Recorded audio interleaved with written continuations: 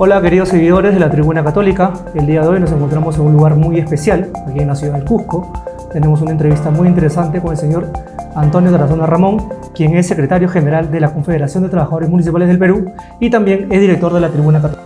Muy buenos días. Muy buenos días. De la ciudad del Cusco, agradecer especialmente a la Tribuna Católica y a ti como corresponsal Yenso Arteaga de esta entrevista. Así es, señor Antonio, queremos aprovechar esta entrevista y el tiempo que nos está brindando para hablar sobre algunos temas coyunturales. Queremos saber su opinión sobre la contienda política actual. Bueno, en primer lugar, no debió haber dado una segunda elección, no debió haberse llamado una segunda vuelta electoral. ¿Por qué? Porque los indicios de fraude son contundentes y la opinión pública está enterada de ello. Así es, justamente dentro de las dos opciones que tenemos ahora para elegir, definitivamente ninguna nos parece correcta, pero queremos enfocar el tema el día de hoy al partido de Juntos por el Perú, ya que nos parece que su ideología y tanto su plan de gobierno conllevan o pueden conllevar al Perú a una crisis tanto social, política y religiosa.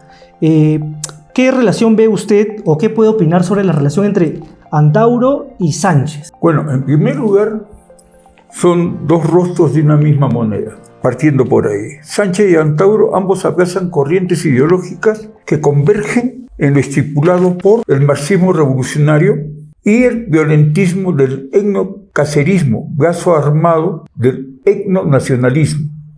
Así es, ¿no? O sea, pero hay algo ahí que no nos cuadra, porque claro, Sánchez nos dice una cosa y ahora se quiere alejar un poco de Antauro. ¿Cuál cree usted que sería la relación como tal entre los dos? Ya que dicen ser los dos líneas distintas, ¿no? Pero algo de similitud debe haber ahí entre ellos dos. Bueno, Sánchez representa sectores vinculados al Foro de San Paulo y a la corriente llamada el socialismo del siglo XXI, presentes en países como en Cuba, Venezuela, Nicaragua, Bolivia y Brasil.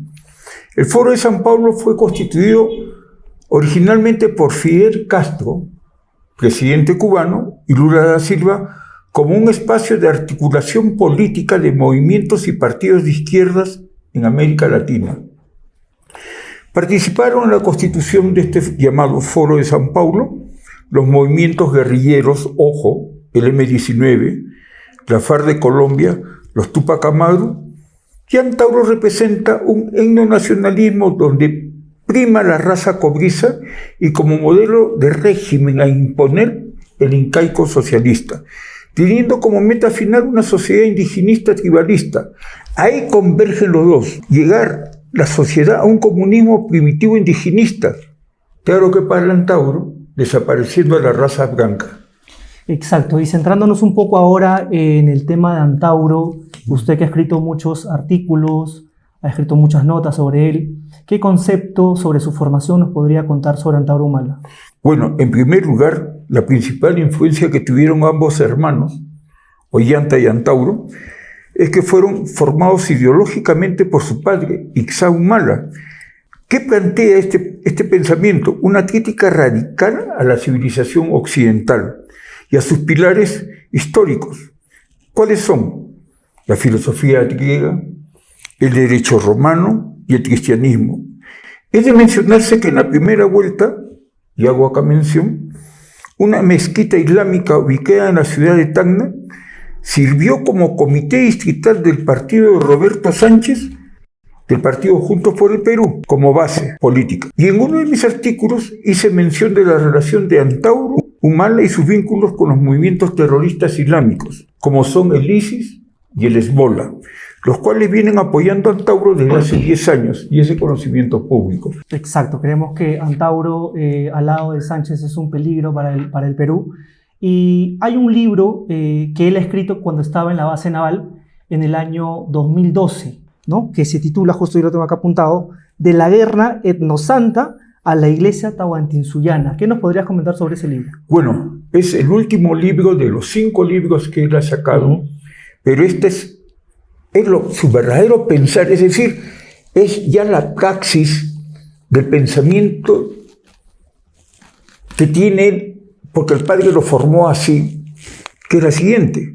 El libro plantea, 1, la liberación política de los pueblos andinos. Solo será completa, dice, cuando recuperen también una soberanía religiosa y cultural inspirada en el Tahuantinsuyo.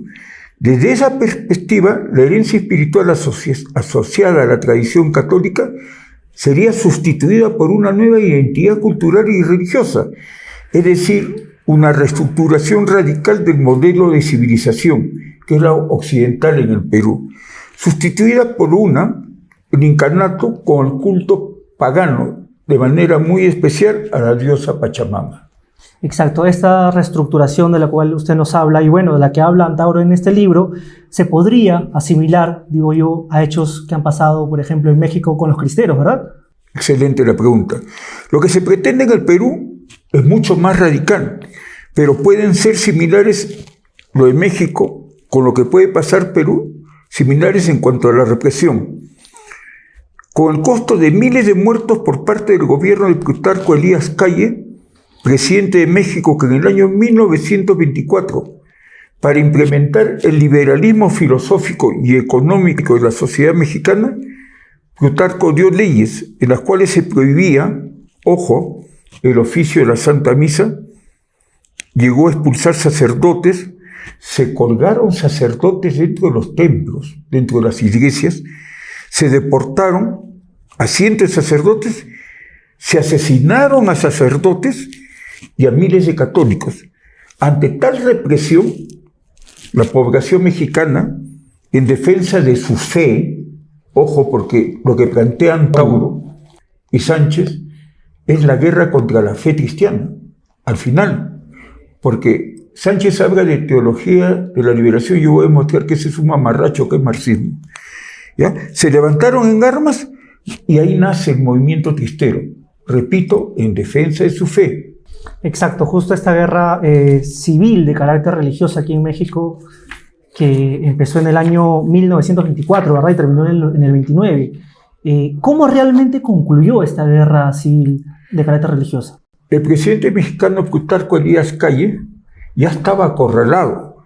¿Por qué? Porque al mando de los cristeros estaba el coronel Enrique Gorostieta, pero fueron traicionados porque a cambio que las empresas petroleras norteamericanas no sean expropiadas por el presidente Plutarco, el embajador de ese entonces de los Estados Unidos solicitó a su gobierno, al de Norteamérica, siendo el presidente Roosevelt en ese momento, aviones de combate, ametralladoras y otros armamentos. Es decir, se traicionó a los cristeros por un intercambio de intereses sobre el petróleo. Espero que esta historia no se repita, lo que pasó en México, acá en el Perú, por parte del actual embajador norteamericano Bernie Navarro, dado que ya hay indicios, porque en México el apoyo de Plutarco Calles fue dado por los evangelistas. Ya tenemos aquí pastores protestantes que han salido a hacer suya la candidatura de Roberto Sánchez, a sabiendas que de este llegar al poder va a cogobernar con Antauro Humala. Exacto, justo lo que nos cuenta de esta guerra civil de, digamos, carácter religioso aquí que pasó en México, es un poco de la historia que se desconoce o que no se cuenta como tal, ¿verdad? Sí. Entonces nos parece importante desde esta tribuna, de este espacio, contarles la parte de la historia que es cierta. Entonces necesitamos ponernos fuertes para que la civilización occidental permanezca en el Perú. Quisiera pasar a un tema también un poco ligado a la sociedad religiosa, que es el tema de la teología de la liberación, ¿no? Que dice Sánchez abrazar esta teología de la liberación. ¿Qué opina usted exactamente sobre ello? Bueno, en primer lugar, Yehudi de Simón lo denuncia a Sánchez por haberlo traicionado, haberse apropiado del partido político. Pero Yehudi de Simón es de la antigua camada de la teología de liberación y Sánchez dice haber sido formado sobre el aspecto de la teología de liberación. Entonces cabe recordar acá que la teología de liberación no fue Gustavo Gutiérrez el autor intelectual de ello, fue el padre Chedú, un padre francés. Lo que pasa es que Gustavo Gutiérrez, sacerdote peruano de la Orden de los Dominicos, escribió un libro, Teología y Liberación para los Pobres, pero para escribir ese libro como fuente, inspirándose en el marxismo y con ello el materialismo histórico que abraza la lucha de clases. Es decir, en una sociedad donde hay enemigos y debe desaparecer una para que prevalezca la otra, y conllevándola al socialismo. La teología de liberación también pretende traer el cielo a la tierra, como el manifiesto comunista, ¿no? El paraíso, traerlo a la tierra. Y fue duramente cuestionado por el entonces cardenal Joseph Ratzinger, que después llega a ser papa, que nos dejó un documento muy importante, cuestionando teología de liberación. El título, Instrucción sobre algunos aspectos de la teología de liberación. Nos parece muy importante eso que mencionas sobre la relación que existe entre el marxismo y la teología de la liberación, que muchos no conocemos o muchos no conocen. ¿Cuál es la profundidad de ese tema? ¿Nos podría explicar un poco más qué relación tiene la teología de la liberación y el marxismo? Ya, a ver, primero quiero partir por lo siguiente. Es muy lamentable ver que muchos llamados, entre comillas, católicos, existiendo una doctrina social cristiana con un modelo económico que es la economía social de mercado, y recuerdo, ojo, que no es necesario cambiar la Constitución, porque el modelo económico que tenemos de la Constitución del 93 es economía social de mercado, sino que no lo leen, claro, o se hacen la vista gorda para justificar el llamado a una nueva Constitución. Esa economía social de mercado está orientada hacia el bien común y va de la mano con la salvación del ser humano, la búsqueda permanente de ese estado de gracia. El señor Roberto Sánchez abraza como premisa lo siguiente, que de la realidad social sale la teología. Eso es la teología de liberación. Es decir, para ellos de la realidad se implementa una teología, y no que de la teología se tome como fuente para llevarla a la realidad. Es decir, ¿qué hace Sánchez y los teólogos de la liberación? Renuncian a lo supraterrenal, a lo trascendental, conllevando, reduciéndolo a un Cristo como hijo de Dios, a un Cristo histórico, inclusive guerrillero, como en la época de Velasco, que se le ponía un fusil en la mano a un Cristo guerrillero, y lo canonizaban, entre comillas, al Che Guevara. Pero ese es inmanentismo, es algo terrenal que ignora, niega lo trascendental. Es decir, se está humanizando, se está antropomorfizando la religión católica. Por ello, repito, la teología de liberación es marxismo barnizado de catolicidad. Es un mal remedio de lo que verdaderamente es la doctrina, la tradición, las fuentes de la Iglesia Católica. Exactamente, nos explica un poco cómo es o cómo está siendo el proceso de esta teología de la liberación, ¿verdad? Entonces, yo le quería preguntar, ¿hacia dónde nos dirigimos o hacia dónde se dirige esta tan famosa teología de la liberación? Bueno, cuando fue constituida acá, y quiero hacer un preámbulo histórico, vino el golpe de Estado en Chile.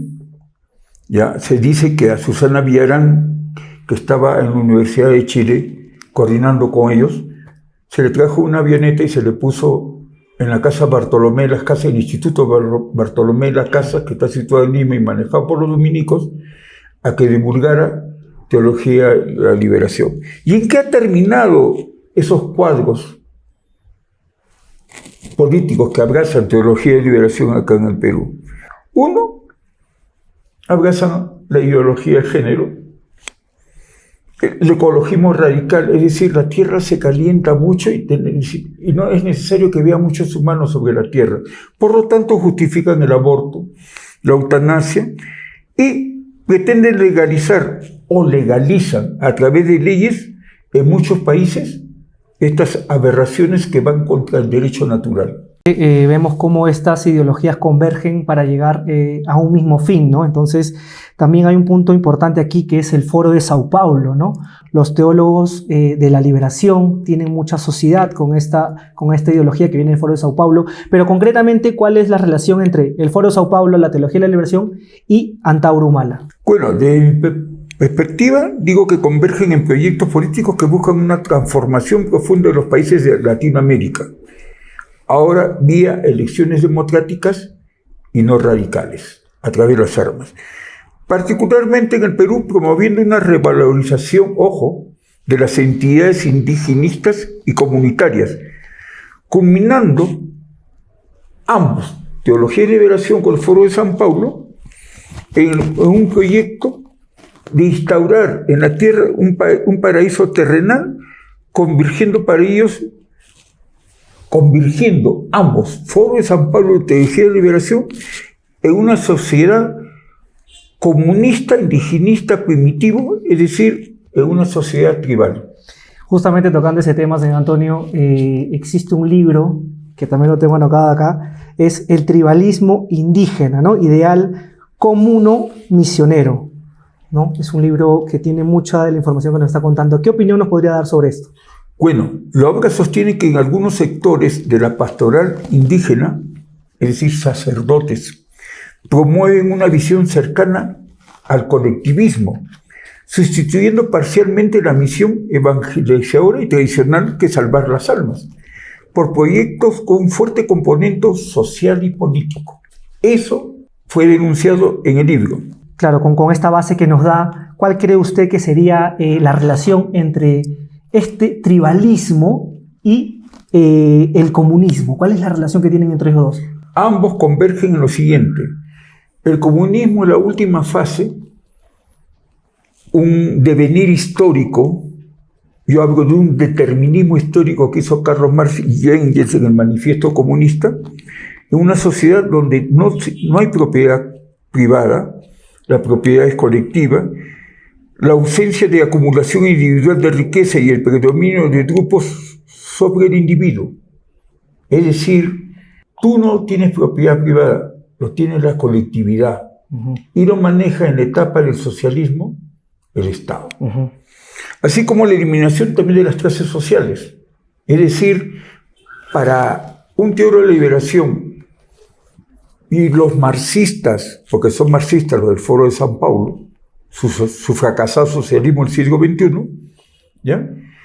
Ambos convergen en que el Estado, en una primera fase, impone a través de una dictadura del proletariado, entre comillas, todo lo que debe implementarse para desaparecer el viejo orden, y con ello la eliminación de todos aquellos que se oponen a ese Estado, primero socialista, después un comunismo primitivo, en donde, ojo, hay que emular a los indígenas que están en la selva, hay que emularlos, porque dice que son la perfección, que no están contaminados por la sociedad.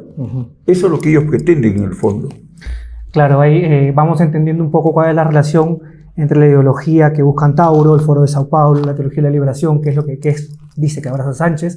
Entonces, para llegar un poco al final de esta tan importante y sobre todo nutritiva entrevista, yo quisiera que usted nos deje un mensaje para los seguidores de la Tribuna Católica y, bueno, en general para el público.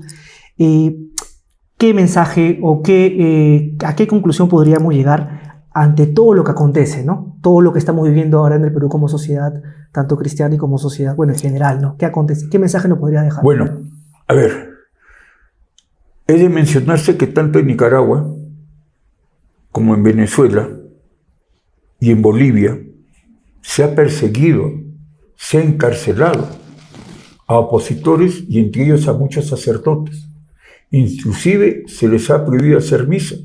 La represión en Nicaragua por parte de Ortega es fuertísimo a todo aquel católico, a aquel cristiano que se oponga a su dictadura.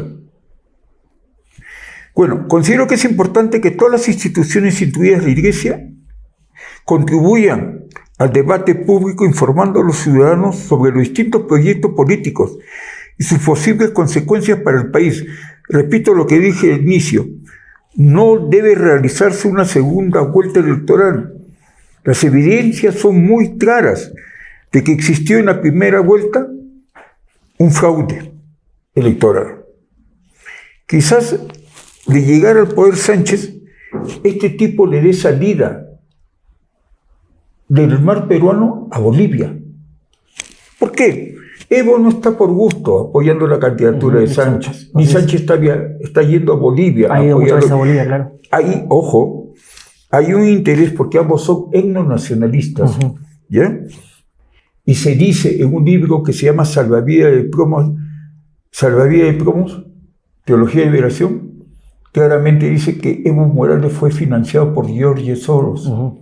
Y no me extrañaría que Sánchez y también Antauro están recibiendo. Reciban dinero de la Fundación Open Society Foundation. Así es. Reciban dinero de ellos, ¿no? Hago mención también que Roberto Sánchez es partidario del aborto. ¿Qué católico puede hablar del aborto si él mismo sabe quién lo practica, quién lo aconseja y quien lo solventa económicamente queda inmediatamente excomulgado? ¿Qué católico es ese? Y segundo, nosotros los cristianos amamos al pecador, no al pecado. ¿Cómo vas a avalar la ideología de género, ¿ya? Que es que un niñito se sienta mujer porque le ponen un vestido, o una niña hombre, y que le digan que la sociedad es la que determina su sexo? Y eso justamente es de parte de Sánchez. Pero ambos también convergen, tanto Antauro, Humala como Sánchez, en nacionalizar las empresas mineras o expulsar al país. Y mira todo lo contrario. Los dos convergen en cuidar la naturaleza, inclusive el otro adorar a la tierra. Y sin embargo, Antauro acaba de decir que va a desaparecer a las empresas transnacionales mineras del Perú, o las expropia, las expulsa del país, y sin embargo avala la minería informal, que están extrayendo oro y están contaminando los ríos, la flora y la fauna de la Amazonía. Así es, queridos seguidores de la Tribuna Católica, creo que esta entrevista que nos ha brindado hoy día el señor Antonio Tarazona es información valiosa justo en estos días, a pocos días, a muy escasos días de las elecciones. Creemos que estamos en una etapa muy, muy crucial para poder decidir bien, y esta información, como repito, es muy, muy importante. Quiero agradecer, señor Antonio, muchísimas gracias por la entrevista. No, gracias a ti, Gerson, Listo. Y a la Tribuna Católica. Así es. Queridos seguidores, con nosotros será hasta otra oportunidad y esperamos que compartan esta información. Muchísimas gracias.